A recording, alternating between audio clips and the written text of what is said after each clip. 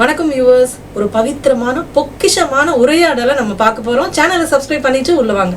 இன்று இசை ஞானியாக போற்றப்படும் இளையராஜா 40 ஆண்டுகளுக்கு முன்பு இலங்கை வந்திருந்த பொழுது எமக்கு வழங்கிய சுவையான செவ்வி 4 தசாப்தங்கள் கழித்து இன்றைய தலைமுறையின் ரசனைக்கு விருந்தாக இறைமீட்டி வழங்குகின்றோம்.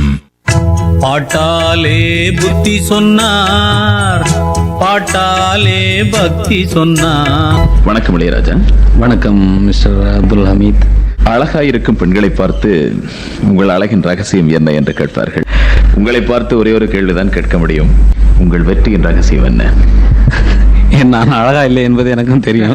அதற்காக இல்லை, என்னுடைய அழகு என்று நான் நினைப்பது என்னுடைய தொழிலைத்தான். இந்த தொழிலில் நான் எவ்வளவு கஷ்டப்பட்டேனோ, எவ்வளவு ஆர்வம் வைத்திருந்தேனோ, அந்த ஆர்வத்தை எல்லாம் பயன்படுத்தி கடுமையான உழைப்பின் மூலமாக நான் முன்னுக்கு வந்தேன் என்று தான் சொல்ல வேண்டும். நான் ஏன் கேட்கிறேன் என்றால், எடுத்த எடுப்பிலேயே இத்தனை வாத்திய கருவிகளை வைத்து அன்னக்கிளி படத்தை சொல்கிறேன், இத்தனை பிரம்மாண்டமான முறையிலே இசை அமைப்பதற்கு உங்களுக்கு உற்சாகத்தை யார் கொடுத்தார்கள்? அதற்கு ஒத்துழைப்பு யார் தந்தார்கள்? உற்சாகம் என் மனதிலேயே இருந்தது. ஆனால் ஒத்துழைப்பு அதற்கு பக்கபலமாக பஞ்சு அருணாச்சலம் அவர்கள் அவருடைய முழு ஒத்துழைப்பையும், நீ என்னென்ன நினைக்கிறாயோ அதெல்லாம் செய்வதற்கு உனக்கு முழு சுதந்திரம் அளித்திருக்கிறேன் என்று ஒரு புதுமுக இசையமைப்பாளருக்கு எந்த தயாரிப்பாளரும் அளிக்காத வசதிகளை எல்லாம் எனக்கு செய்து கொடுத்தார்கள். ஏனென்றால் ஒரு இசையமைப்பாளர் சாதாரணமாக இருக்கக்கூடிய நேரத்தில் எல்லா ப்ரொடியூசர்ஸும் ஏற்கனவே பாப்புலரான சாங்ஸை சொல்லி, இந்த மாதிரி ஒரு பாட்டு போடுங்க, அதுக்கு இந்த லவ் டேட்டுக்கு இந்த மாதிரி ஒன்று போட்டுங்க, ரூப் தேராமஸ்தான பாட்டு கேட்டிருக்கீங்களா, அந்த மாதிரி ஒரு பாட்டு போடுங்க என்று சொல்வது தான் வழக்கம். இதை நான் ஜி.கே. வெங்கடேஷுடன் ஒர்க் பண்ணி கொண்டிருந்த நேரத்திலேயே பல தயாரிப்பாளர்கள் கேட்பது வழக்கம். அவர்களுக்கு தகுந்த மாதிரி நாங்கள் பாட்டு எடுத்துக் கொடுப்பதும் எங்களுடைய வழக்கமாக இருந்தது. ஆனால் புதுமுக இசையமைப்பாளனாகிய எனக்கு ஒரு சந்தர்ப்பத்தையும் கொடுத்து, நீ என்னென்ன புதிதாக நினைக்கிறாயோ அதெல்லாம் இந்த படத்தில் செய்து கொள் என்று எந்த ப்ரொடியூசரும் சொல்ல மாட்டார்கள். புதுமுக இசையமைப்பாளருக்கு மட்டுமல்ல, பிரபலமான இசையமைப்பாளர்களை கூட பிரபலமான ஒரு ஹிந்தி மெட்டில் இதை அடிப்படையாக வைத்து ஒரு பாடலை அமையுங்க. அந்த வகையில் நீங்கள் அதிர்ஷ்டசாலி. இப்படியான ஒரு ஒத்துழைப்பு தரக்கூடிய ஒரு தயாரிப்பாளரையும் நீங்கள் பெற்றுக்கொண்டது மிகவும் அதிர்ஷ்டகரமான விஷயம். இந்த அன்னக்கிளி படத்துக்கு இசையமைப்பதற்கு முன்பு ஏதாவது படங்களுக்கு உதவி இசையமைப்பாளராக இருந்திருக்கிறீர்கள்? நான் திரு ஜி.கே. வெங்கடேஷ் அவர்களுடன் 50-60 கன்னட படங்களுக்கு மேலும் 3 தமிழ் படங்கள், தெலுங்கு படங்கள் சிலவற்றிற்கும் உதவி இசையமைப்பாளராக பணியாற்றி கொண்டு வந்திருக்கிறேன். அத்துடன் திரு கோவர்தனம் அவர்கள் அன்னக்கிளி வருவதற்கு முன்னால் வரப்பிரசாதம் என்ற படத்தில் உதவி இசையமைப்பாளனாக என்னை பணியாற்றும்படி கேட்டுக்கொண்டார். அந்த படத்திலும் உதவி இசையமைப்பாளனாக நான் பணியாற்றி இருக்கிறேன். கங்கை நதி ஓரம் ராமன் நடந்தான், கண்ணின் மணி சீதை. இசை அமைப்பாளராக இருப்பதற்கு முன்பு இசைக்குழுவிலே அங்கத்திறனாக இருந்த நீங்கள் எந்த வாத்தியத்தை பிரதானமாக வாசித்துக் கொண்டிருந்தீர்கள்? என்னுடைய முக்கியமான வாத்தியம் ஹார்மோனியம், அதன்பின் பியானோ, காம்போ ஆர்கன், கிட்டார், இது போன்ற வாத்திய கருவிகளை எனக்கு வாசிக்க தெரியும். கிட்டார், கிளாசிக்கல் கிட்டார் வாசிப்பதில் 1971-72 வருஷத்திற்கான சிறந்த கிட்டாரிஸ்ட் இன் மெட்ராஸ் என்ற பட்டத்தையும் ஒரு தங்க மெடலையும் ட்ரினிட்டி காலேஜ் ஆஃப் மியூசிக் லண்டனிலிருந்து நான் பெற்றிருக்கிறேன். ஒரு பத்திரிகையில் கூட இதை நான் படித்தேன். நீங்கள் இசையமைக்கும் போது எப்படியான சூழ்நிலையில் இசையமைப்பீர்கள்? பெரும்பாலும் எனக்கு இயற்கையான சூழ்நிலைகளில் இசையமைப்பது தான் மிகவும் பிடிக்கும். நான் இன்று கம்போஸ் செய்து என்னுடைய இசையமைப்பில் வெளிவந்திருக்கிற நன்றாக பாப்புலரான சாங்ஸ் எல்லாம் வெற்றியுமே எடுத்துக்கொண்டால் இயற்கையான சூழ்நிலையில் இசையமைப்பதாக தான் இருக்கும். எப்பொழுதோ கம்போஸ் பண்ணியதாக இருக்கும். அதற்கு கம்போஸ் பண்ண வேண்டிய நேரம் ஒரு 10 நிமிஷம் 15 நிமிஷம் தான் ஆகும். அந்த பாடல்கள் தான் இன்று மிகவும் பிரபலமாக இருக்கின்றன. இன்று இருக்கக்கூடிய சூழ்நிலையில் நெருக்கடியான காலகட்டத்தில் இன்று நான் இசையமைத்துக் கொண்டு வருகிறேன். அமைத்து ஆக வேண்டும் என்ற நிர்பந்தத்தில் இசையமைத்துக் கொண்டிருந்தாலும் அந்த ஒரு உள்ளுணர்ச்சி என்று சொல்வார்கள், அது எங்கே போய் ஆத்மாவை தொடுகிறதோ அந்த இடத்திலிருந்து பீரிட்டு கொண்டு வரும் என்று சொல்வார்கள். உதாரணமாக சொன்னால், கவிக்குயில் என்ற படத்திற்கு இசையமைக்கும் பொழுது ஒரே நாளில் அவ்வளவு பாடல்களுக்கும் இசையமைத்து விட்டேன். ஒரே நாளில்.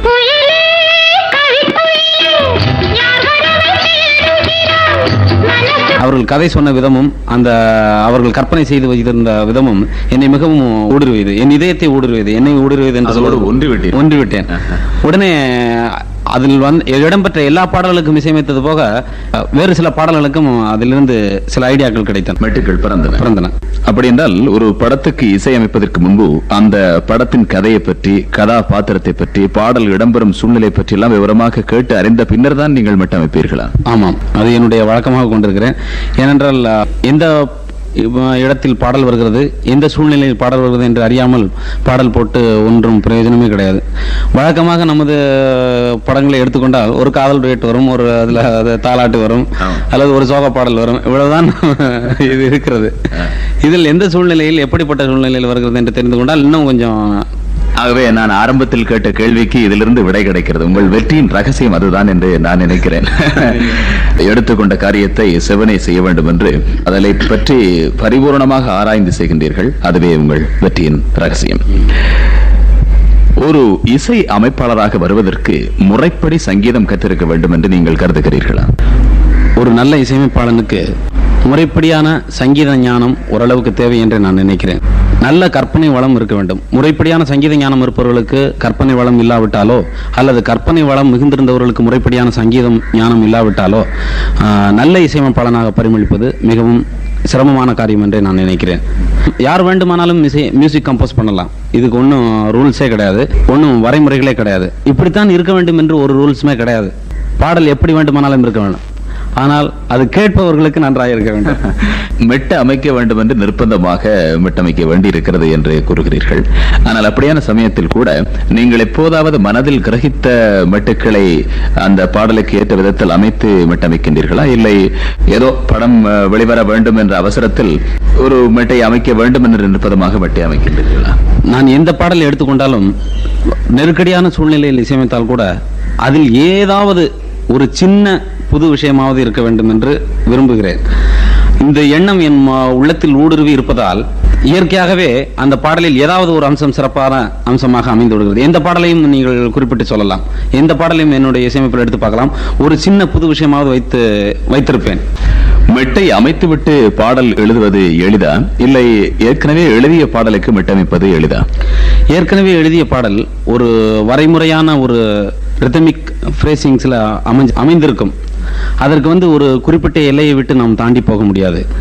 முதலில் இசையமைத்தால் இப்படித்தான் இருக்க வேண்டும் என்ற ஒரு வரைமுறையை விட்டுவிட்டு அது எப்படி வேண்டுமானாலும் இருக்கலாம் என்று நம் இசையமைப்பதற்கு வாய்ப்புகள் அதிகமாக இருக்கிறது. எனவே எதில் வாய்ப்புகள் அதிகமாக இருக்கிறதோ நமது இசைத்திறமையை வெளிப்படுத்துவதற்கு அதை தெரிவு செய்வதுதான் நல்லது என்று நான் நினைக்கிறேன். இதுவரை எத்தனையோ மக்கள் அபிமானத்தை பெற்ற பாடல்களுக்கு இசையமைத்து விட்டீர்கள். இத்தனை பாடல்களிலும் உங்கள் திறமைக்கு சவாலாக அமைந்த ஒரு பாடலை கூறுங்களேன். ஒரு நெருக்கடியான ஒரு கேள்வியை ஒன்று கேட்டுவிட்டீர்கள். உறவாடும் நின்றம் என்ற படத்திற்காக ஒரு பாடலுக்கு இசையமைக்கின்ற நேரத்தில் ஒரு நாள் உன்னோடு ஒரு நாள் என்ற பாடல்,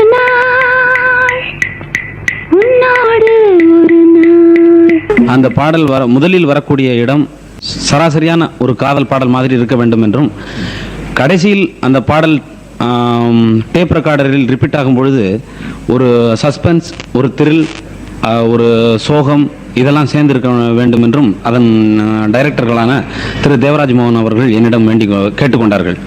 அதற்கிணங்க ஒரு பாடலை நான் கம்போஸ் செய்தேன். அந்த பாடல் அவர்களுக்கு மிகவும் பிடித்திருந்தது.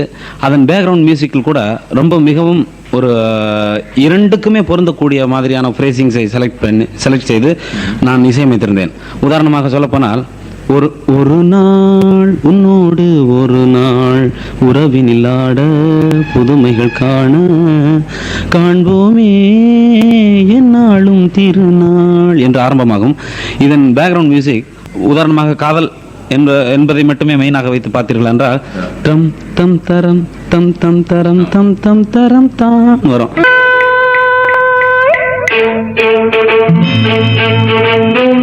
அது கொஞ்சம் ஒரு ஸ்விங், அது ஒரு ரிதமிக் ஃப்ரேசிங்கா வரும். லாஸ்ட் டைம் ரிப்பீட் ஆகிறப்ப அதே இருக்கும். ஹெவி மியூசிக்கா ரம் பம் பம் பம் பம் பம் பம் பம் பம் பம் என்ற முறையில் அது ஒலிக்கும்.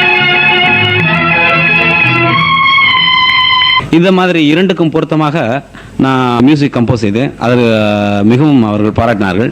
மேலும் அவர்களுடைய படத்திலான சிட்டுக்குருவி என்ற படத்தில் இதுவரைக்கும் நீ பண்ணாத முறையில் யாருமே செய்யாத முறையில் ஒரு பாடல் எனக்கு செய்து கொடுக்க வேண்டும், ஒரு காதல் டுயட் செய்து கொடுக்க வேண்டும் என்று கேட்டார்கள் என்னிடம்.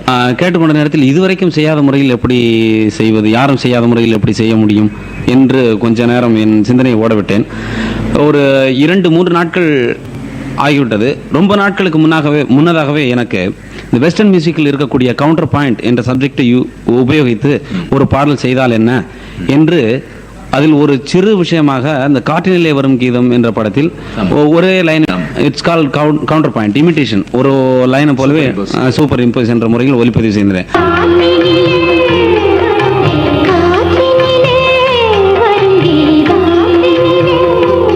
அதே முறையை பயன்படுத்தி ஒரே வார்த்தை மட்டும்தான் உபயோகித்திருக்கும். இதில் ஒரே வாய்ஸை வைத்து 2 வெவ்வேறு விதமான வார்த்தைகளை கொண்டு ஃபுல் பல்லவி முழுக்க அந்த மாதிரி இசையமைத்தால் என்ன என்று எனக்கு ஒரு எண்ணம் தோன்றியது. அதை வைத்து கவுண்டர் பாயிண்ட் என்று சொன்னால் வெஸ்டர்ன் மியூசிக்கில் கொஞ்சம் அவங்களுக்கு போர் அடிக்கலாம், இருந்தாலும் இது டெக்னிக்கலாக இருக்கிறதுனால இந்த விஷயம் இதை ஜனங்களுக்கு சொல்ல வேண்டும் என்று நினைக்கிறேன். கவுண்டர் பாயிண்ட் என்று சொன்னால் மெலடி, ஒரு மெலடி எகென்ஸ்ட் மெலடி, 2 மெலடி ஒரே நேரத்தில் ப்ளே பண்ணுறதான் கவுண்டர் பாயிண்ட். ஒரு வாய்ஸ் போயிட்டு இருக்குன்னு வச்சுங்க, அது என்ன ஃப்ரேஸ் சொல்லுதோ அதுக்கு ஆன்சர் மாதிரி ஃபர்ஸ்ட் வாய்ஸ் கொஸ்டின் வச்சுட்டா செகண்ட் வாய்ஸ் ஆன்சர். பாடல்களிலே பாடகர் பாடும் பொழுது வயலின் கோரஸாக வேறொரு கவுண்டர் மியூசிக் என்று சொல்வார்கள், அதை குறிப்பிடுகின்றனர். அதுதான் கவுண்டர் பாயிண்ட். இந்த முறையை பயன்படுத்தி இதில் என்னவென்றால் ஒரு மெலடி தனியாக எடுத்து பார்த்தால் அதுக்கு ஒரு கேரக்டரிஸ்டிக் இருக்கும். அதே போல் செகண்ட் இன்னொரு மெலடியையும் தனியாக எடுத்து பார்த்தால் அதற்கு ஒரு கேரக்டரிஸ்டிக், 2 வெவ்வேறு விதமான பாவங்களை கொண்டதாக இருக்க வேண்டும். இரண்டும் சேர்த்து கேட்கும்போது அதற்கு ஒரு கேரக்டரிஸ்டிக் இருக்க வேண்டும். இதுதான் முக்கியமான விஷயம். அந்த முறையை பயன்படுத்தி பாடலில் அப்ளை செய்து பார்த்தால் என்ன என்று எனக்கு ஒரு ஆர்வம். இதை பயன்படுத்தி பாடல் எழுதும்பொழுது டியூன் கம்போஸ் செய்து விட்டேன். பாடல் எழுதும்போது வாலிடம் சொன்ன பொழுது மிகவும் சிரமமான காரியமாக இருக்கிறதே என்று அதாவது ஒரு காதலன் பாடுகிறான், காதலன் பாடலை ஆரம்பிக்கிறான், அவனுடைய மனம் அவனுக்கு பதில் சொல்லுகிறது. அவன் மனம் சொல்வதை மட்டும் தனியாக எடுத்து பார்த்தால் ஒரு மீனிங்கும், அவன் பாடுவதை மட்டும் தனியாக எடுத்து பார்த்தால் ஒரு மீனிங்கும் வர வேண்டும் என்ற எண்ணத்தை அவரிடம் தெரிவித்தேன். அவர் மிகவும் சிரமப்பட்டு என் கண்மணி இளமாங்கனி இணை பார்த்ததும் சிரிக்கின்றதேன் நான் சொன்ன ஜோக்கை கேட்டு நானுமோ நீ நகைச்சுவை மன்னன் இல்லையோ என்று மொத்தமாக அர்த்தம் வரும். அவன் பாடுவதை மட்டும் தனியாக எடுத்து பார்த்தால் என் கண்மணி என்னை பார்த்ததும் சிரிக்கின்றதேன் நான் சொன்ன ஜோக்கை கேட்டு நானுமோ என்று ஒரு அர்த்தமும், அதற்கு அவன் மனம் சொல்லுகின்ற அர்த்தம் உன் காதலி உன்னை பார்த்ததும் சிரிக்கின்றதேன் நீ நகைச்சுவை மன்னன் இல்லையோ என்ற ஒரு அர்த்தமும் வரும். என் கண்மணி காதலி இளமாங்கனி உன்னை பார்த்ததும் 2 அர்த்தம் ஒரே நேரத்தில் ஒரே சமயத்தில் வெளிப்படக்கூடிய விதத்தில் இசையமைத்து பாடலாக அமைத்திருக்கிறீர்கள். நான் சொன்ன ஜோக்கை கேட்டு நானும் நீ நகைச்சுவை மன்னன். இளையராஜா, உங்கள் திறமையை எத்தனையோ பேர் பாராட்டியிருப்பார்கள். இதுவரை உங்களுக்கு கிடைத்த பாராட்டுகளிலேயே மிகவும் உயர்ந்த பாராட்டாக யாருடைய பாராட்டை கருதுகின்றீர்கள்? சின்னக்கண்ணன் பாடலை திரு பாலமுரளி கிருஷ்ணன் அவர்கள் அந்த பாடலில் அமைந்திருக்கிற விதத்தை பற்றியும் அந்த பாடல் கம்போஸ் செய்த முறையை பற்றியும் என்னை பாராட்டியதை நான் மிகவும் பெரிதாக நினைக்கிறேன். அதே பாடலுக்கு திரு எஸ்.வி. வெங்கட்ராமன் அவர்கள் இசையமைப்பாளர், அவரும் காற்றினிலே வரும் கீதம் என்ற பாடலுக்கு இசையமைத்ததை நீங்கள் மறந்திருக்க முடியாது. பக்தமீராவில் அவருடைய பாடல்களை மறந்திருக்க முடியாது. அப்படிப்பட்ட ஒரு இசையமைப்பாளர், இன்று இருக்கக்கூடிய இசையமைப்பாளர்களுக்கெல்லாம் முன்னோடியாக விளங்கக்கூடிய அந்த இசையமைப்பாளர் அதே பாடலுக்கு என்னை பாராட்டிய பொழுது உண்மையிலேயே அதை பெரிய பாராட்டாக நான் மதித்தேன். சின்ன கண்ணன் இசை அமைப்பாளராக உங்கள் துறையை ஆரம்பித்த நீங்கள் பாட வேண்டும் என்ற ஆர்வம் உங்களுக்கு எப்படி ஏற்பட்டது? என்னுடைய இசை வாழ்க்கை ஆரம்பமானதே நான் ஒரு பாடகனாக இருந்துதான் ஆரம்பமானது. பிற்காலத்தில் என்னுடைய குரலை பற்றி எனக்கே ஒரு சந்தேகம் வந்து விட்டதால் அதில் நான் அக்கறை இல்லாமல் பாடி பிராக்டிஸ் செய்யாமல் விட்டுவிட்டேன். என்னுடைய ஆர்வம் இசையமைப்பாளனாக வேண்டும் என்று இருந்த காரணத்தினால் நான் பாடகனாக வேண்டும் என்று அதிகமாக பிராக்டிஸ் செய்யவில்லை. என்ன பாட்டு பாட என்ன தாளம் போட, என்ன பாட்டு பாட என்ன தாளம் போட. மற்ற இசையமைப்பாளர்களின் பாடல்களை எல்லாம் அந்த காலத்திலிருந்து விரும்பி ரசித்துக் கொண்டு வந்திருப்பீர்கள், இப்பொழுதும் ரசிப்பீர்கள். மற்ற இசையமைப்பாளர்கள் இசையமைத்த பாடல்களிலே உங்களை மிகவும் கவர்ந்த பாடல் ஒன்றை கூறுங்களேன். திரு எம்.எஸ். விஸ்வநாதன் அவர்கள் இசையமைத்த மாலை பொழுதின் மயக்கத்திலே கனவு கண்டேன் தோழி என்ற பாடலும், நெஞ்சம் மறப்பதில்லை என்ற பாடலும், மாலை பொழுதின் மயக்கத்திலே நான் நெஞ்சம் மறப்பதில்லை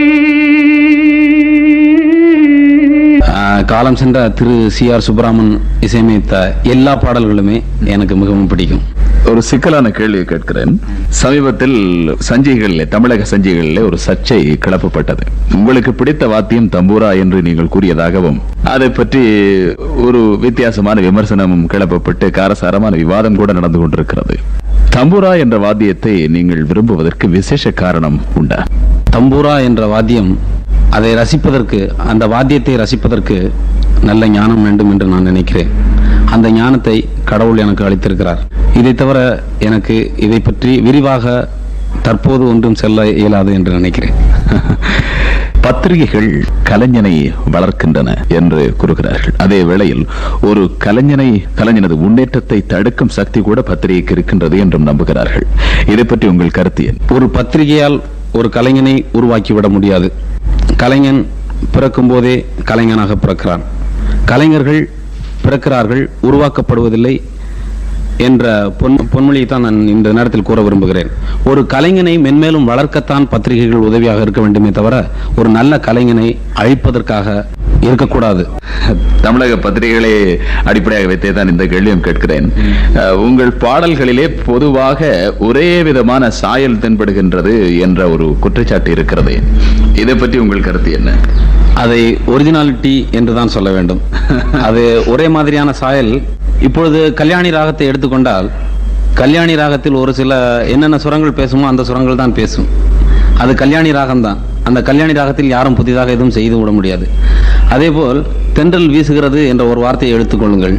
தென்றல் வீசுகிறது என்ற வார்த்தை ஏற்கனவே இருக்கிறது. இதை ஏதாவது ஒரு பாடலில் நீங்கள் யூஸ் பண்ணுகிறீர்கள். இதில் என்ன புதிது இருக்கிறது?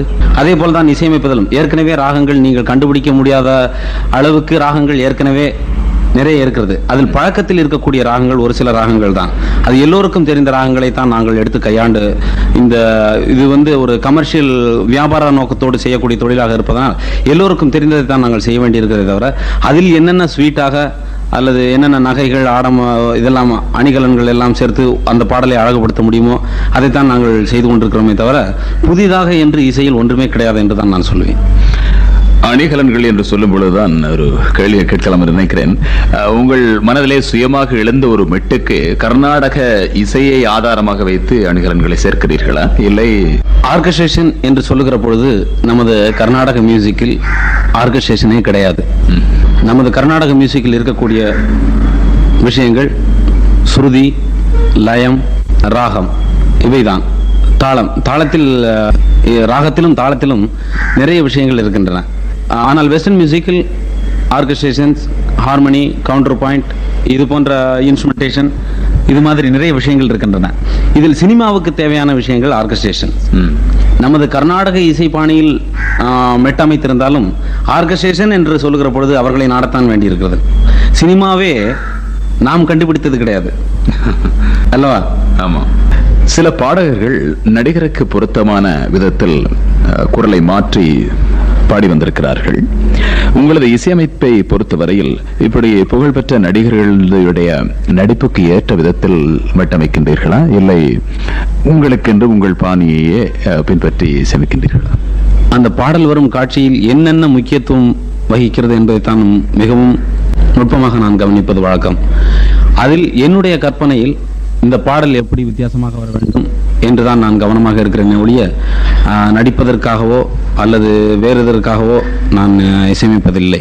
நீங்கள் இதுவரை இசையமைத்த பாடல்களிலே இசையமைப்பதற்கு அதிக நேரம் எடுத்துக்கொண்ட பாடல் இது? செந்தூர பூவே என்ற பாடலை கேட்டிருப்பீர்கள்.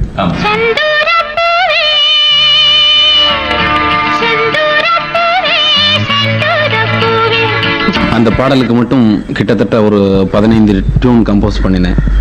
அந்த 15 டியூன்களுமே இன்று எல்லா படங்களிலும் இடம்பெற்றிருக்கிறது. அந்த பாடல் கம்போஸ் பண்ணுவதற்கு தான் நான் அதிக நாட்கள் எடுத்துக்கொண்டேன் என்று நினைக்கிறேன். கிட்டத்தட்ட ஒரு வாரத்திற்கு மேலாக ஆகியது.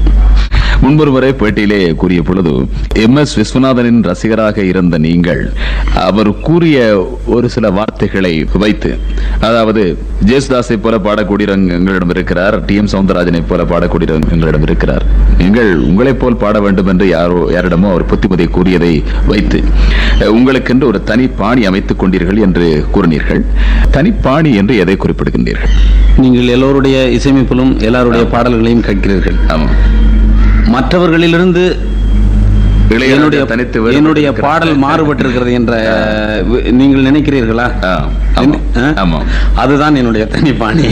உங்களுடைய பாடல்களில் மட்டும்தான் அந்த வித்தியாசத்தை கவனிக்கக்கூடியதாக இருக்கிறது. அதனால் தான் நீங்கள் தனித்து இத்தனை பெரிய புகழ் அடைந்திருக்கிறீர்கள். நன்றி. நாட்டு பாடல்களை அடிப்படையாக வைத்து மெட்டமைத்தீர்கள் ஆரம்ப காலத்தில். அதுதான் உங்களுக்கு பெரும் புகழை தேடித் தந்தது. இப்படி நாட்டு பாடல்களை அடிப்படையாக வைத்து இசையமைக்க வேண்டும் என்ற எண்ணம் உங்களுக்கு வர காரணம் என்ன? நான் சிறுவயதிலிருந்தே கிராமத்திலிருந்து வளர்ந்தவன். கிராமத்தினுடைய கலாச்சாரம், அவர்களுடைய புழங்கி வரக்கூடிய பாடல்கள், இவைகளெல்லாம் என்னுடைய மூத்த சகோதரர் பாவல வரதராஜன் எங்கு சென்றாலும் அதை சேகரிப்பது வழக்கமாக கொண்டிருந்தார். அவரே ஒரு நல்ல கம்போசர். ஃபோக் மியூசிக்கெல்லாம் அவர் நிறைய கம்போஸ் பண்ணியிருக்காரு. அவர் கம்போஸ் பண்ண சாங்ஸ் எல்லாம் கூட நான் சிலது யூஸ் பண்ணியிருக்கேன். தஞ்சாவூர் செமிலன்னு ஒரு பாட்டு கேட்டிருப்பீங்க, அது அவர் கம்போஸ் பண்ண பாடல் தான்.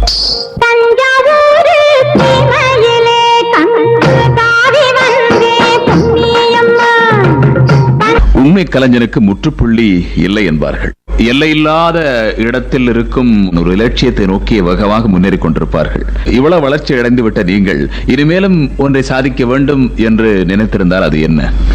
எவ்வளவோ சாதிக்க வேண்டும் என்று நினைத்திருக்கிறேன். மேலை நாடுகளுக்கு சரிசமமாக அவர்கள் விஞ்ஞானத்திலும் இசைத்துறையிலும் ஒவ்வொரு துறையிலுமே பயங்கரமாக முன்னேறி கொண்டு வருகிறார்கள். நம்முடைய நாட்டில் மட்டும் அந்த முன்னேற்றம் என்பது கிடையவே கிடையாது. காரணம் என்னவென்றால், கர்நாடக மியூசிக்கில் இருக்கக்கூடியவர்கள் அவர்களுக்கு வரக்கூடிய சிஷ்யர்களுக்கு சொல்லிக் கொடுக்கின்ற நேரத்தில் எல்லா விஷயத்தையுமே சொல்லிக் கொடுப்பது கிடையாது. எந்த சொல்லிக் கொடுத்து விட்டால் இவன் பெரிய ஆளாக வந்து விடுவானோ என்று நினைத்தோ என்னவோ அது நம்முடைய சாபக்கேடு என்று தான் சொல்ல வேண்டும். ஆனால் வெஸ்டர்ன் மியூசிக்கில் எடுத்துக்கொண்டால் இட்ஸ் ஓப்பன். எல்லாம் மேனுஸ்கிரிப்டில் இருக்குது. மியூசிக் புக்கில் பப்ளிஷ் பண்ணுறாங்க. ஒரு கம்போசர் கம்போஸ் பண்ணதை பப்ளிஷ் பண்ணுறாங்க. அதை அனலைஸ் பண்ணி இந்த ஃப்ரேசிங்ஸ் இது என்ன ஃபார்மில் இருக்குது, இது என்னென்ன ஃப்ரேசிங்ஸ் இந்த மாதிரி யூஸ் பண்ணியிருக்காங்க, எதுக்காக இந்த மாதிரி ஃப்ரேசிங்ஸ் யூஸ் பண்ணியிருக்காங்க என்றெல்லாம் அனலைஸ் பண்ணி புக்ஸாக போட்டு எல்லாரும் தெரிஞ்சுக்கிறட்டும்ன்ற மாதிரி அவங்க கொடுக்குறதுனால அவங்க மியூசிக் ரொம்ப டெவலப் ஆகிருக்குது. நம்மளுடைய இசையில் அந்த மாதிரி ஒரு நிலைமை இல்லாத காரணத்தால் நமது நாடு பின்தங்கி இருக்கிறது என்றே நான் நினைக்கிறேன். மேலும் மேலும் நம்முடைய சினிமா இசையை வளர்க்கத்தான் நான் பாடுபட முடியும். கம்போசர் போல் வர வேண்டும். வெஸ்டர்ன் மியூசிக்கில் ஒரு நல்ல ஒரு ஆர்கஸ்ட்ரேஷன்ஸ் வெளிக்கொணர வேண்டும் என்றெல்லாம் நினைத்திருக்கிறேன். காரணம், இசை என்பது ஒரு குறிப்பிட்ட எல்லைக்குள் முடிந்து விடுவது கிடையாது. கர்நாடிக் மியூசிக்கோடு நமது இசை முடிந்து விடுவதில்லை, அல்லது சினிமா இசையோடு முடிந்து விடுவதில்லை, ஃபோக் மியூசிக்கோடு முடிந்து விடுவதில்லை, வெஸ்டர்ன் மியூசிக்கோடு முடிந்து விடுவதில்லை. அதை விட வேற ஏதோ இருக்கிறது. அது என்ன என்பதுதான் நாளைய சமுதாயத்தினர் கண்டுகொள்ள வேண்டிய விஷயங்கள். ஒவ்வொருவருக்கு எவ்வளவு முடியுமோ அவ்வளவுதான் முடியும். உதாரணமாக ஒரு வாய்ஸை எடுத்துக்கொண்டால், என்னுடைய வாய்ஸுக்கு என்று ஒரு ரேஞ்சு, அதற்கு மேல் என்னால் பாட முடியாது. என்னால் எவ்வளவு கண்டுபிடிக்க முடியுமோ அவ்வளவையும் நான் கண்டுபிடிக்க தயாராக இருக்கிறேன். என்னுடைய லட்சியமாக லண்டனில் சென்று ஒரு ஃபோக் மியூசிக்கை, ஃபோக்கில் நான் சொல்ல வேணாம்னு நினைக்கிறேன். ஏன்னா நான் என்ன செய்ய வேண்டும் என்பதை நினைத்திருக்கிறேன். இந்த ஐடியாவை நான் வெளியே சொல்லிவிட்டால் வேறொருவர் ஃபாலோ செய்து அதை கொண்டு வந்து விட்டார்கள் என்றால் நான் வைத்திருக்கும் எண்ணத்திற்கு மதிப்பில்லாமல் போய்விடும். அதை எப்படி எடுத்துக்கொள்ளலாம் என்று நினைக்கிறேன். சொல்லி செய்வர் சிறியர், சொல்லாமல் செய்வர் பெரியோர் என்று சொன்னீர்கள். இசைஞானி இளையராஜா 4 தசாப்தங்களுக்கு முன்னர் கண்ட கனவை பின்னாளில் நனவாக்கினார். திரை இசை என்ற எல்லைக்கு வெளியே how to name it, nothing but wind, symphony மற்றும் திருவாசகம் என பல இசை தொகுப்புகளை உருவாக்கி தந்தார். இன்றையோட ஆரம்பத்துல B.H. அப்துல் ஹமீத் நேர்காணல் என்ற சொல்லுக்கு செவ்வி அப்படின்னு ஒரு அழகான பதத்தை பயன்படுத்தினாரு. அது எனக்கு ரொம்ப பிடிச்சிருந்தது. இன்னொன்னு கவனிச்சிங்களா, ராஜா சார் தான் இந்த நிலைக்கு வருவதற்கு தன்னுடைய கடின உழைப்பு தான் காரணம் அப்படின்னு இந்த நேர்காணல்ல முன் வைக்கிறாரு. ஆனா சமீப காலங்கள்ல அவர் எல்லாமே தன்னுடைய இசை அம்மா கொடுத்த வரம் அப்படின்னு சொல்றாரு. மனிதன் தன்னுடைய ஆரம்பத்துல எல்லாமே தன்னுடைய முயற்சி உழைப்பு அப்படின்னு நம்புறான். வாழ்வுல நிறைய அனுபவம் பெற பெற பெற இறைவனின் இயற்கையின் கை அதுல இருக்கு அப்படின்றத உணர்றான். கர்நாடிக் மியூசிக்கும் மேற்குலக இசைக்கும் இடையில இருக்கிற வித்தியாசங்களை சொல்லும் பொழுது ராஜா சார் சொல்றாரு, மேற்குலகத்துல எல்லாமே டாக்குமெண்டட், டிரான்ஸ்பரண்டா இருக்கிறதுனால எல்லாத்துக்கும் எல்லாமும் தெரியறதுக்கான வாய்ப்பு இருக்கு. அதனால இசைத்துறையில அட்வான்ஸ்மெண்ட் வருது. இசைத்துறைன்னு இல்லை, எல்லா துறைகள்லயுமே. ஆனா இங்க இசையின் நுணுக்கங்களை சிலருக்கு மட்டுமே சொல்லிக் கொடுப்பதனால், டிரான்ஸ்பரண்டா இல்லாததுனால அதுல முன்னேற்றங்கள் வருவதற்கான வாய்ப்பு இல்லை. இசைத்துறையில இல்ல, எல்லா துறையிலும் டாக்குமெண்டேஷன் இம்பார்ட்டன்ட், முக்கியம் என்பதை பதிவு செய்யறாரு. இதெல்லாம் எனக்கு பிடிச்ச விஷயங்கள். இந்த நேர்காணல்ல உங்களுக்கு எது பிடிச்சிருந்தது அப்படின்றத நீங்க கமெண்ட்ஸ்ல எழுதுங்க. இந்த வீடியோக்கு உங்களுடைய ஹை பாயிண்ட்ஸ் கொடுத்து உங்களுடைய நண்பர்களுக்கு ஷேர் பண்ணுங்க. தொடர்ந்து பயணிக்க சேனலை சப்ஸ்கிரைப் பண்ணி பெல் பட்டனையும் ஆல் பட்டனையும் அழுத்தி வச்சிருங்க. நன்றி.